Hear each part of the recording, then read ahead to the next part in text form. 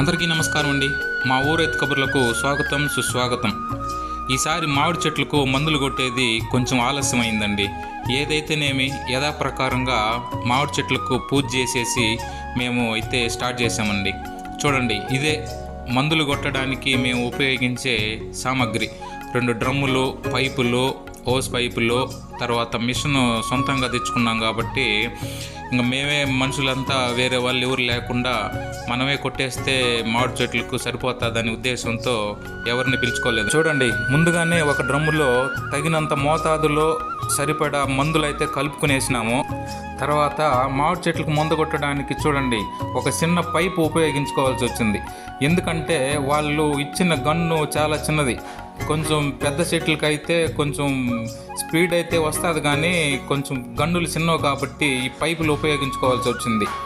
కానీ స్పీడ్ అయితే బాగానే వస్తుందండో.